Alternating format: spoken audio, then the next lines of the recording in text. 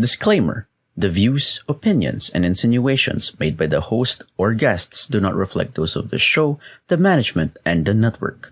Viewer discretion is advised.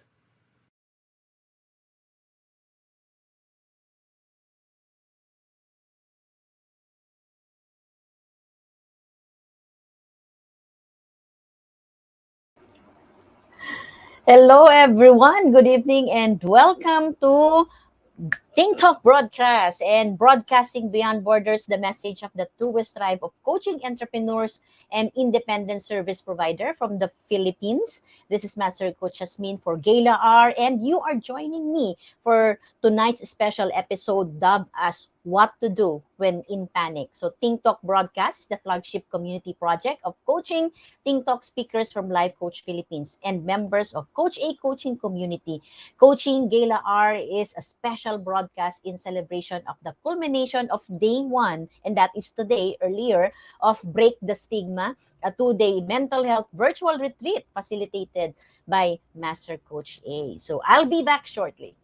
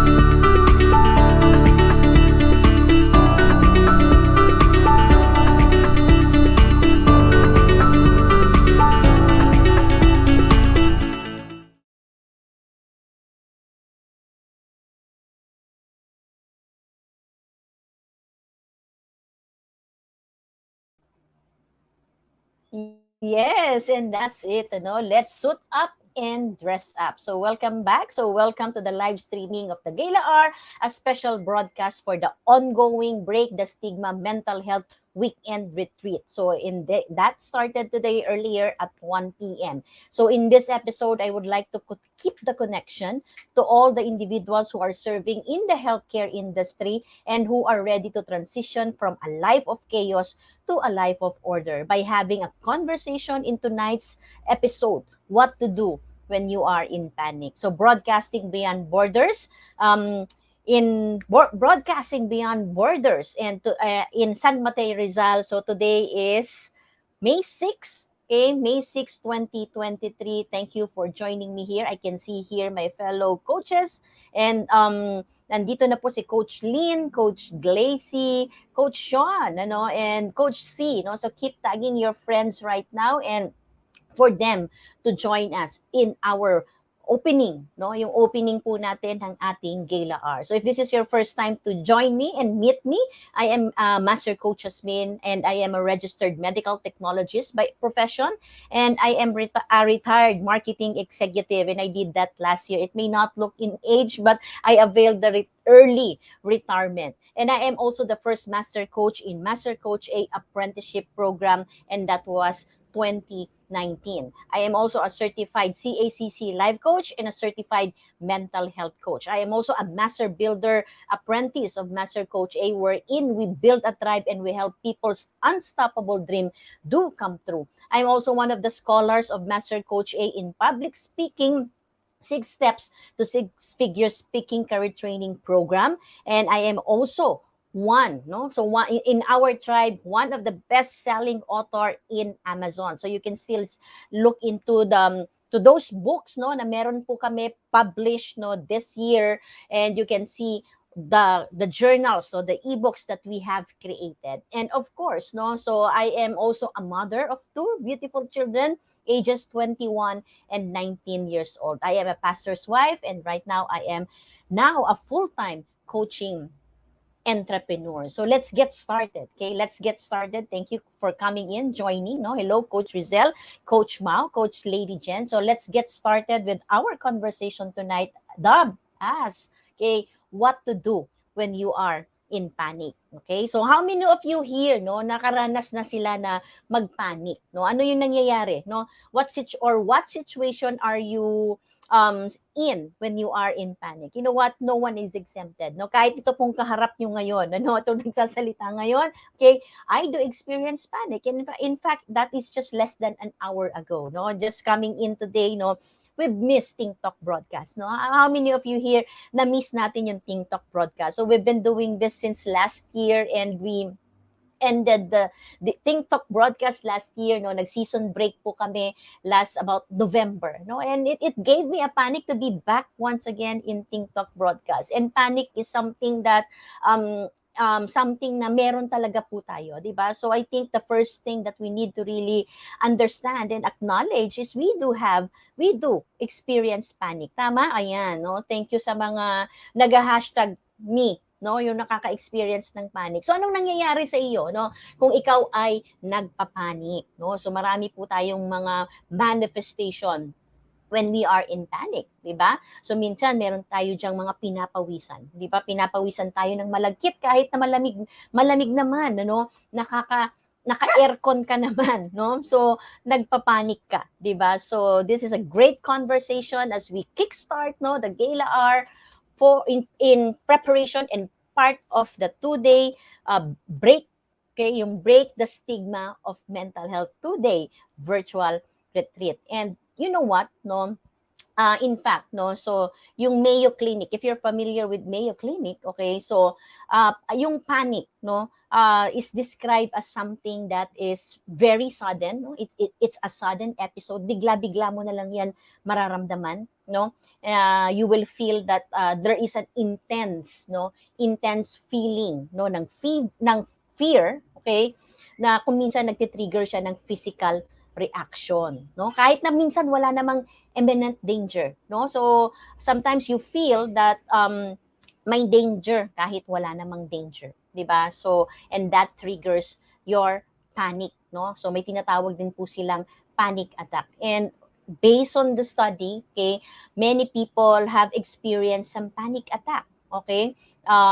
Minsan may mga in an event, no, in your life, you probably experienced some major panic attack, just like for example once in your life or two times in your lifetime. And there are small panic attacks that is happening to you. So whenever you go in front of live, whenever you go in front of other people, 'di ba?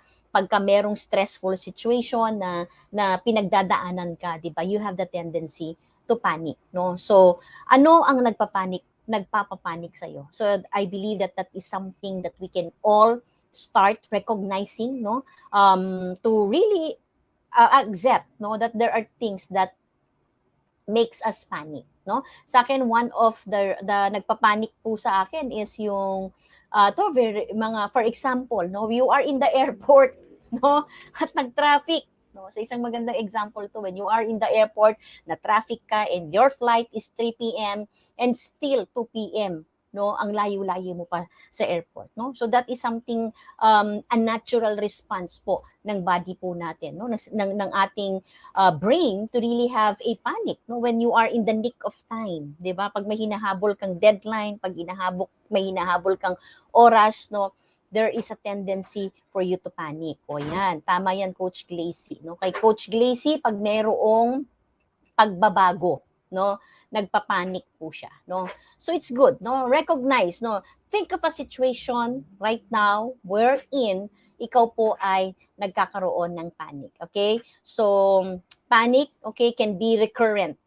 And if you don't really watch yourself, no, when you don't become aware, no, it can become recurrent. So that's why I'm asking you right now, ano ang nagpapapanik sa iyo? Late sa appointment, no, you're gonna be late for an appointment. That's causing you a panic attack, 'di ba?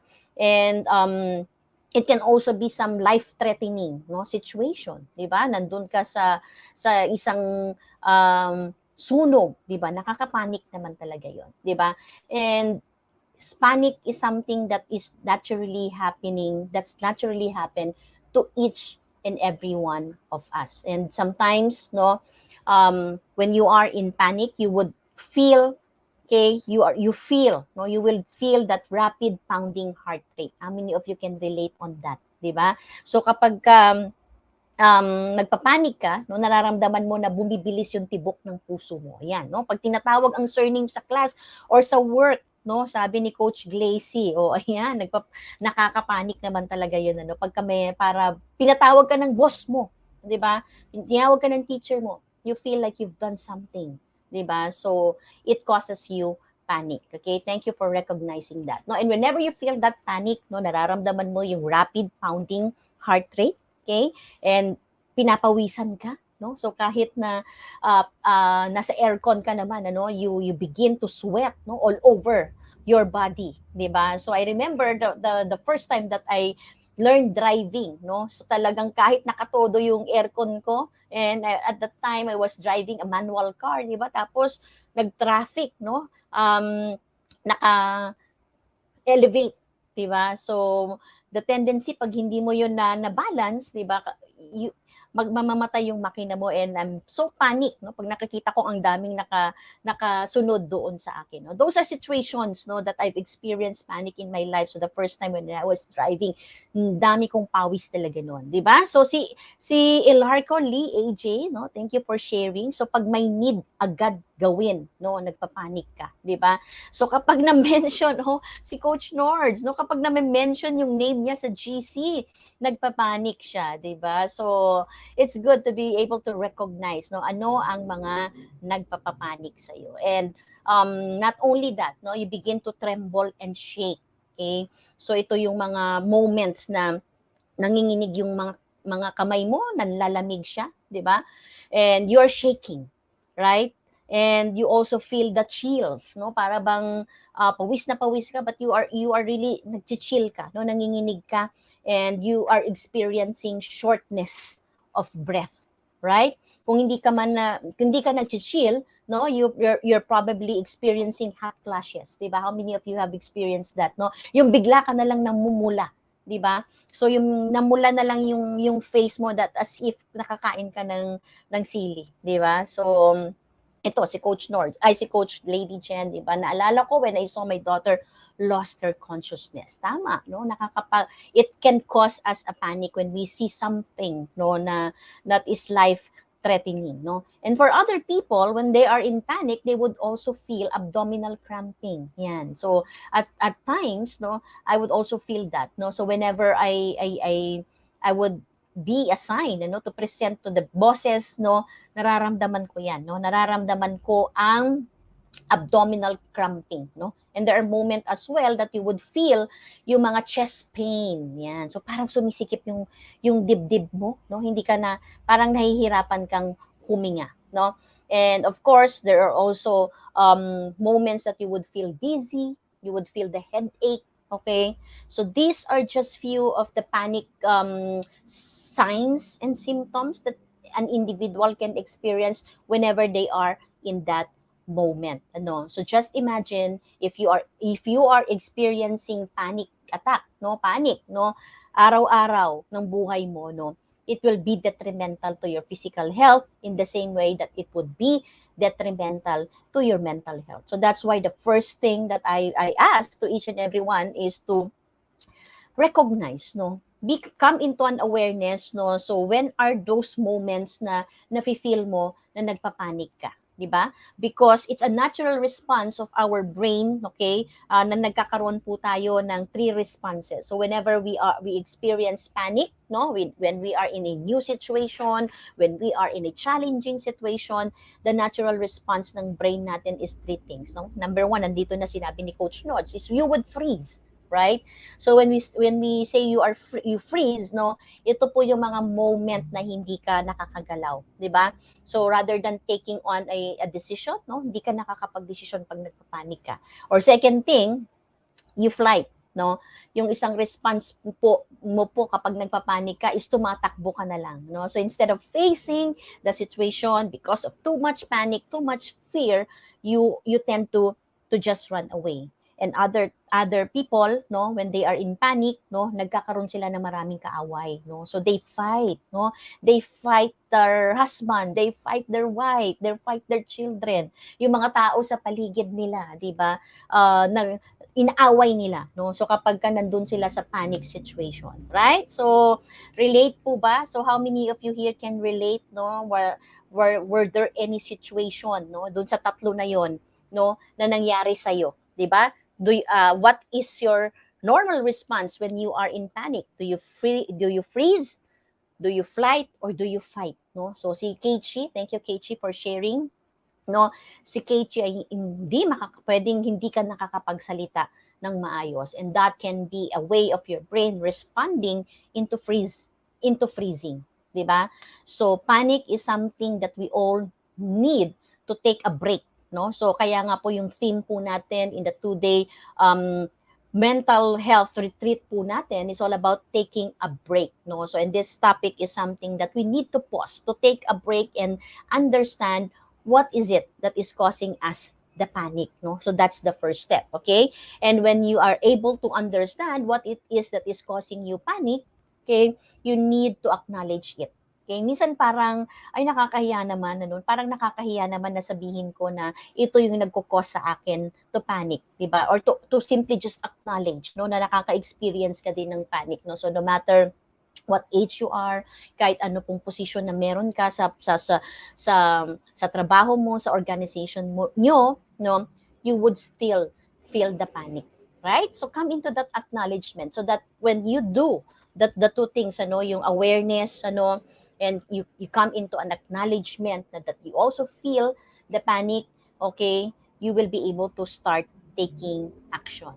And the good thing, no, ang panic po kasi is birthed out from a fearful na emotions, no. And when you are in a fearful when you are in a state of fear, okay, there's a lot of things that can cause that fear, no. So pwedeng kaya ka nagpapanik is because you feel so helpless, okay, there is something a frightening situation, diba, kagaya ng example ni Coach Lady Jen kanina when she saw her daughter collapse, no, that is something that is frightening, no. And any individual who is exposed into that kind of situation, magpapanik naman talaga siya, diba.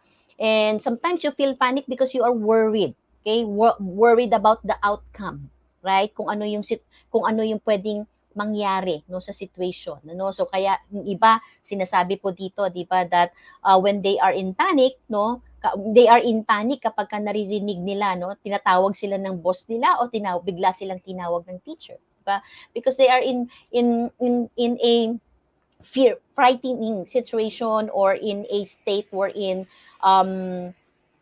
worried sila, no? What is it, no? Ano bang sasabihin ng boss ko? 'Di ba? Ano bang sasabihin ng teacher ko sa akin or anyone na nagpatawag sa iyo, 'di ba? And of course, you feel the panic as well when you are nervous, 'di ba? Pagka kinakabahan ka wherein you will going to be facing a lot of people, okay? Kinakabahan ka dahil kailangan mong sabihin kung ano man yung dapat mong sabihin, 'di ba? So, these are the things that causes a person to panic. So that's why tonight, okay, ayan, oral recitation, sabi ni Keiichi, no? So nakakapanik po talaga yan, di ba? So that's why tonight I'm gonna be sharing to you few things, okay? Few things, okay? This is the things that I have learned, no? So this is a compilation of the things that I have learned from each classes, no? From the many classes of Master Coach A and from our mental health coaching ni Master Coach A, you know? So these are the things na what not to do, no? Instead of what to do, okay? So let's talk about what not to do when you are in panic, ano. So gagawin natin siyang medyo baliktad ngayon, ano. So this is part of as well of one of the learnings that we have inside the B learning, 'di ba? Yung inversion mental model, 'di ba? So let's look into the things that you should not be doing when you are in panic. Ayan, sabi ni Coach Nords, no, ito na, lumalabas din yung kwento nila, 'di ba? One of my experience in childhood days when I saw my grandfather losing his breath sa room niya. So, yeah, that is something that can really be causing people to panic, no, yung mga untoward situation, untoward incidents that we saw di ba, can cause us a panic. And sometimes we nadadala din pa rin natin sila. Even if that is a childhood memory, we nadadala pa din natin siya until now, no, until we become an adult. And that would also explain, no, why we are responding like this, no. So thank you everyone for sharing your thoughts right now. So number one, no, number one, what not to do when you are in panic is do not isolate. Yeah, you can type it in the chat box. Do not isolate. So the more that you feel that you are in panic, no, the more that you are feel that you are anxious about something, the more that you feel na meron kang worry and fear, no, do not isolate yourself, no. So sometimes, no, because minsan nahihiya tayong aminin, no, sa sarili natin that we are in panic. Okay, the tendency for us is to just isolate ourselves. Tama po ba? How many of you here can relate on this one, di ba? Inag-isolate na lang tayo, and the more that is okay, mas not help, the more that it will not help you, no, when you isolate yourself. So earlier, no, so kanina, when I was experiencing ng panic, no, so I mentioned it to the group, no, so parang nagpapanik po ako, no. It really helped a lot, no, when you don't isolate yourself, when you let someone know that you are feeling that situation, na nafe-feel mo yung panic. So number one, do not isolate. And number two, okay, number two is do not downplay your emotions. Okay? So, yung panic is birthed out from different kind of emotions natin. Ano? Yung na-mention ko kanina, no? So, ang panic is the biggest emotion na very evident when you are experiencing panic is yung fear, di ba?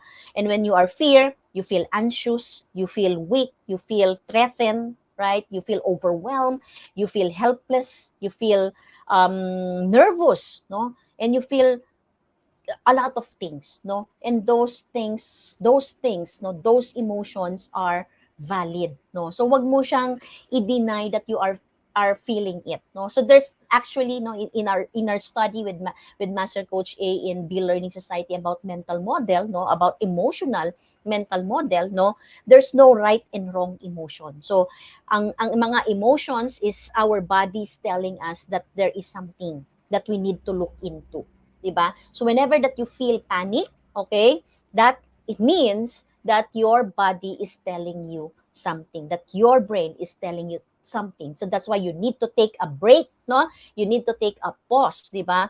Para i-recognize yung emotion na yan. Ano, so don't disregard it. No, hindi ako nagpapanik, no. Kaya ko to, 'di ba? Which in fact that is my number 3, no.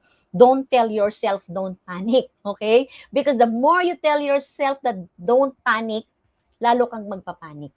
Okay?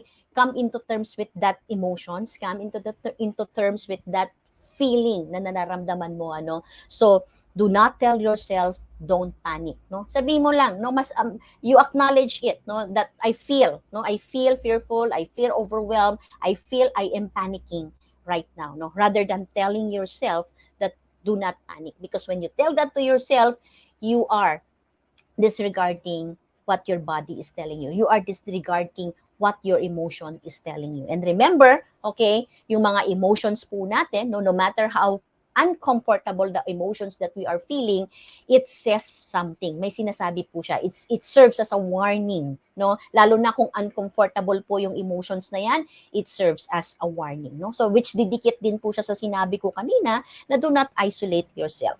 Okay? So another thing that you should not do when you are in panic is don't decide. Okay? When you are in panic. Oh, wag kang magdedesisyon.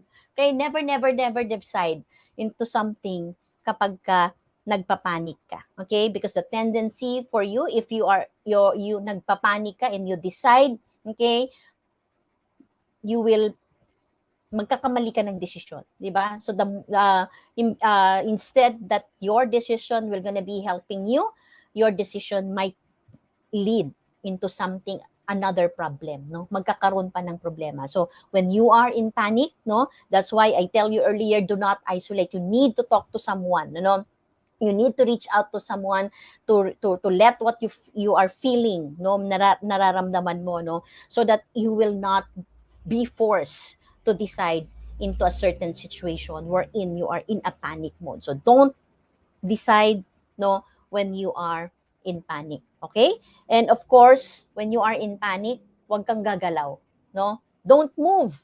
Okay? When you are panicking, you're experiencing the panic attack, no? So don't move. Stay in your place, ano, so wag kang gagalaw, no. So the tendency, di ba, pag nagpapanik tayo, for example, no, one example, if you have a lot of things that in your plate, no, at lahat yan ay deadline, lahat yan ay urgent, no, the tendency is galaw ka ng galaw, no, um, move ka ng move, di ba, dami mong ginagawa, dami mong kinakausap, so the more that you will panic.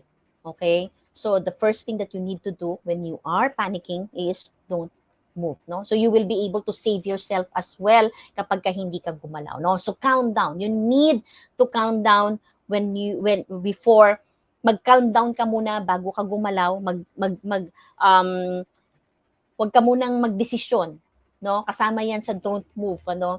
Wag ka munang magdesisyon when you are in panic.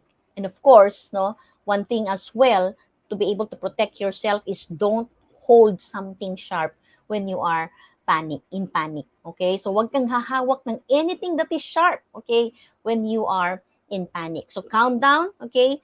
Do some breathing exercises, okay? Breathe in and breathe out. So deep breath. Okay, in one of our trauma master classes ni Master Coach, she taught us about you breathe deep breathing, no? So and inhale, okay, inhale, deep inhale and exhale slowly, no? So wag mong madaliin yung pag-exhale mo. So that is one thing that you can do repeatedly, no, at least 5 times, no. Do it right, no, and in at the count sa 5 breathing mo, sa breathe in breathe out mo, you will be able to calm down, no. Maganda yung sabi ni Coach Marife, no, be still, no, be still, okay, protect yourself first, no, sabi lagi nating sinasabi, no, safety first, okay, so be still, don't move, don't decide on when you are in panic, okay. So another thing, no, na what not to do is don't do what you are thinking. Tama po ba, no? Because when we are in a panic situation, no, there's a lot of things that is going on in our mind, no? Marami pong naiisip yung yung brain po natin. And oftentimes the thing when we are in panic, okay, we have the tendency to overthink, no? We have the tendency to think of the things, no, na hindi po tama na gagawin, di ba? So do not do what you are thinking to do when you are in panic, which will connect to what I have mentioned earlier, to don't move, be still, and don't decide when you are in panic. Okay? So, another thing na pwede po natin gawin as well is to talk to someone. No? It would really be a great help, no, to talk to someone. So that's why we have a 24 hours hotline, okay, at Life Coach Philippines. So we have 0917-586-1661. Ano? So when you are experiencing panic, it's always good for you to take a pause, ano, and remember this number, okay? You can save it to your phone as your emergency number. You can pin it in a wall, ano, so that when you experience that, no, you can just dial in 0917-586-1661. And to all my fellow kindred coaches here as well, ano, so you know what to do, di ba? Do not isolate, no, connect with someone. Do talk it out with someone and know that help is available, okay? So napaka-importante po nun for you to calm down. And there was a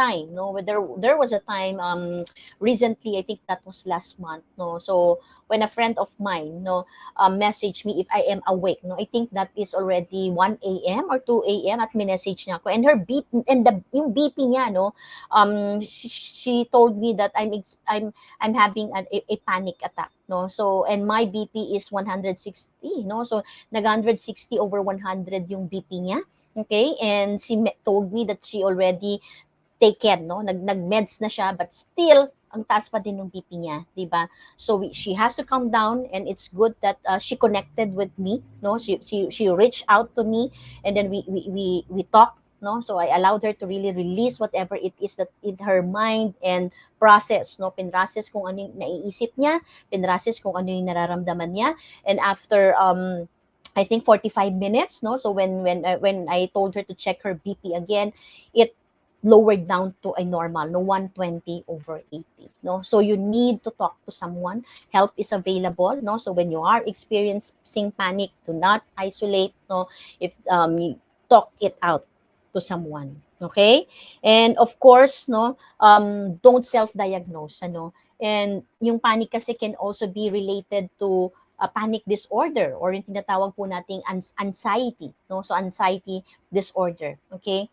So don't um do not self-diagnose, ano? So no, if you feel that you need professional help, do seek professional help, okay? And if you're not yet ready to talk to a psychiatrist, to talk to a doctor, okay, you can always reach us out here in Life Coach Philippines. So again, the number that you can dial is 0917-586-1661, and know that help is available, ano? So I've mentioned few things, no? So I think I mentioned already 8, no, or 10 na yata ito, no? So 10 things already, no, based on my list. So, no, so this is really very raw, no? So I've written it this afternoon, ano, and this is actually a compilation of the things that we have been learning inside Master Coach A, no, in the mental model, in mental health coaching program, in our trauma master classes. And if there's anything more that you think, no, na what not to do,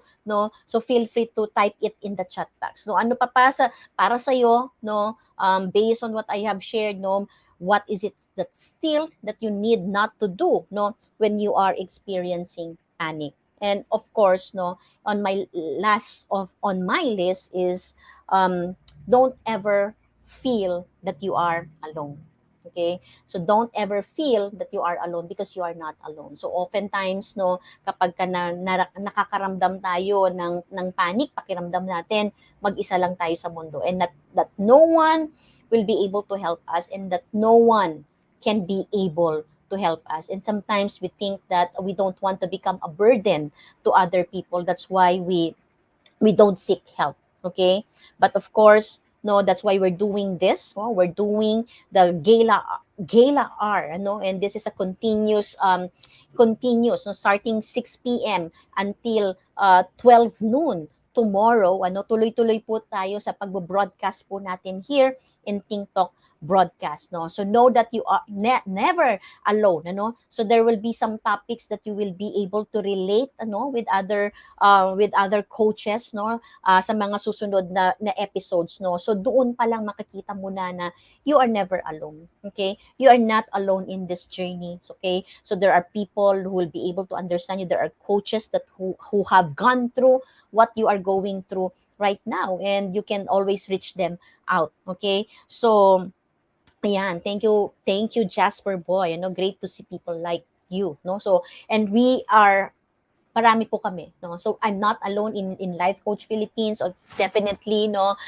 we are grateful to Master Coach A for building a tribe that is truly helping people, no, to really break that stigma on mental health. And we really do encourage you to join us. No, tomorrow is our second day of our retreat, no, to break the stigma, uh, break the stigma on mental health virtual retreat, and registration is still open. Kung hindi ka nakahabol sa day 1 kanina, we still have day 2 tomorrow. Okay? So the registration link, no, if someone can type in the chat box, no, the registration link, do register now. So don't wait for something to happen to you. Okay?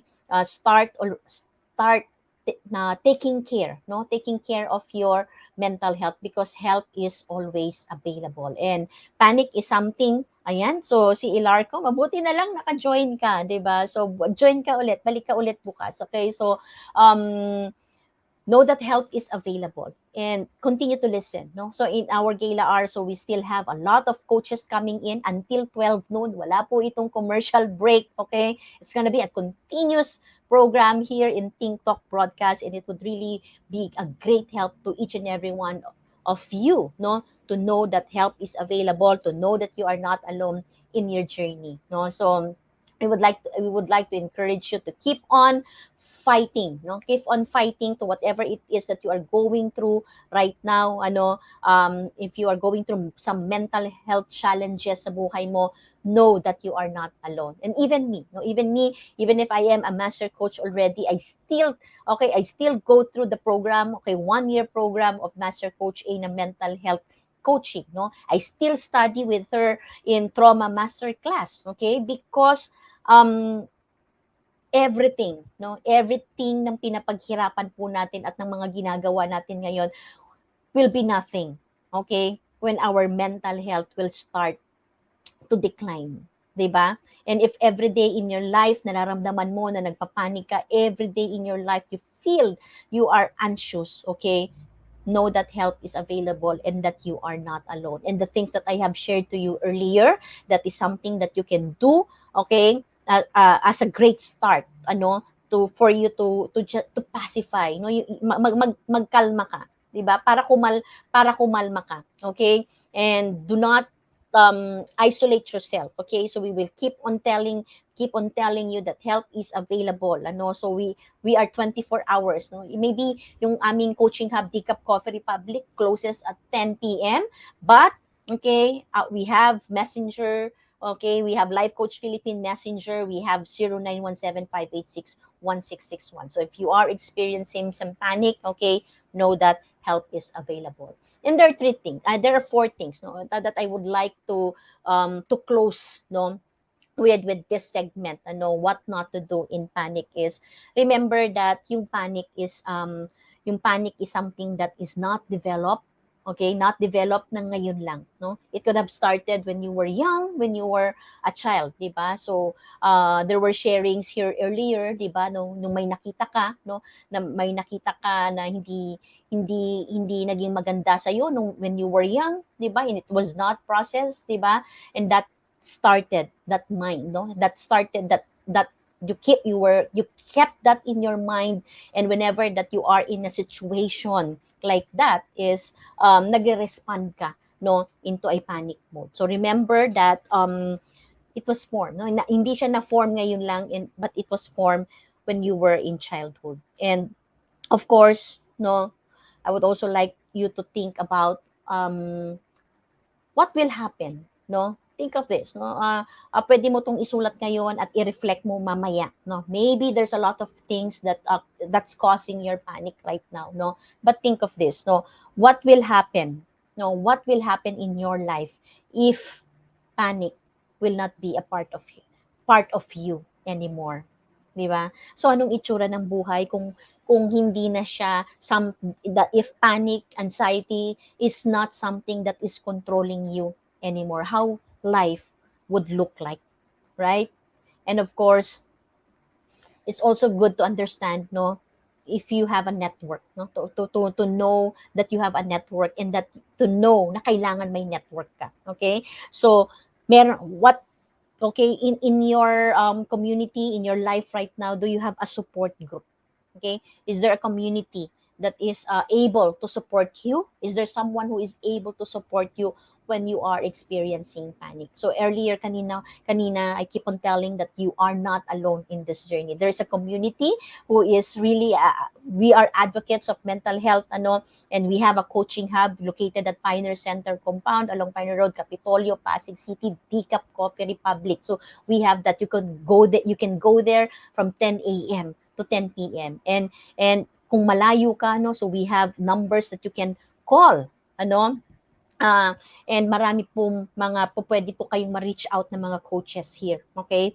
And if you join our class tomorrow, no, so that would be a great class. So we're gonna be having some exercises that would help you to help yourself. So whenever you are in a situation, no, nagpapanik ka, so build a network, okay? Have a network, have a community of support group. na pwedeng umalalay at mag-guide sa'yo, di ba? And of course, when you have that kind of network, no, that we are offering here in Life Coach Philippines, you will be able to have a direction in your life. And that's the same way that is, and that's the same thing that I have decided 5 years ago. So 5 years ago, I was not into life coaching. So 5 years ago, I'm at the peak of my career at that time. I got promoted and I was panicking. No? Kaya ako nakita yung Life Coach Philippines because I know that there is something that I needed to study. No? Kailangan kong mag-aral, kailangan kong mag-level up in my leadership because I got promoted at that time. And at that time, I'm also a pastor's wife, di ba? So that's something, no, that I can use also in the leadership, no, sa church, no. So it was brought about by panic, and I found Life Coach Philippines, and now I am a master coach, di ba? And I'm still continuing in life coaching, di ba? Because this is something that have helped me to overcome the things that nagpapanik ako. And of course, there are things pa rin na kailangan pa din pa rin sa akin, no, to work on, but it doesn't mean that that my life, okay, that my life ends in a situation that where I am in 5 years ago. Okay, so that's why I'm encouraging you, no. So connect with us. Okay, come to our second day natin bukas, ng virtual retreat natin. Give that to yourself. Pause. Okay? Take a break. No? Take a break and prioritize your mental health. So ayan, sabi ni Ilarco Lee, no, nasulat ko na po, na-share ko po sa mga friends mo, no. So yes, no. So Jasper Boy, come to DCAP. Okay, come to DCAP and visit us. Okay? So this is something that we are giving a gift to you. Life Coach Philippines is giving this as a gift to you in celebration of your mental fitness. We want to really journey with you in this fight, okay? In this fight of breaking, okay? Hindi natin pinuputol, no? But we are just taking a pause on the stigma about mental health. So, yan. Okay? So you can type in the chat box what yung inyong mga hashtag pack my bag moment, and let's bless someone tonight. Okay? Bless someone tonight with what based on what I have shared to you earlier, ano na yung pwede mong ma-apply ngayon, ano na yung pwede mong gamitin, so that you can take action, no, so whenever you are in panic. Okay? So thank you. Okay, thank you everyone. Thank you Coach Candy, thank you Coach Nords, Ilarco Lee, no. So si Jasper Boy, to all the kindreds coaches who are sharing their thoughts, okay, in the chat box. So keep sharing this link, and watch out for more episode, no. So we're gonna be doing this 18-hour, no, until 12 noon tomorrow. So thank you for supporting Break the Stigma Gala Hour. So with Master Coach Hasmin. So whether you are joining us live or gonna be watching this on a replay, so please do leave a comment to share your thoughts and insights. So please don't keep us a secret. Help us to serve more people by circulating the link of this video. So if you know someone na makakatulong, no, na sa araw na ito, no, because of their experience ng panic, no, don't keep us as a secret. Share the link of this video or tag them right now in the chat box. And as I close, I would like to invite you once again, to all the moms like me and to all the people were serving, no, all their life have been serving, volunteering, di ba, serving in the church, serving in the community, di ba, mothers, a church worker, okay, mga leaders, no, mga bosses in the company, di ba? So to show up, okay, and join us back tomorrow inside Zoom by a private meeting for Break the Stigma on Mental Health virtual retreat. So that's gonna be day 2. So registration is still open. So my fellow kindred coaches is sharing the link, and you can see the caption in this video, no, yung link pa natin, okay, to take action now. So not tomorrow, okay, not later, okay, do it now, no, do something, okay, for your mental health, because when you start taking action, you will start feeling that calm down. Okay, so take action now. Registration is still open, and we look forward to you joining us back tomorrow. So This is us in the Philippines, coaches like us, think and talk like this. This is Master Coach Hasmin, broadcasting beyond borders to advance life coaching worldwide. Love, bam, boom, love, bam, boom, love, bam, boom. Bye-bye.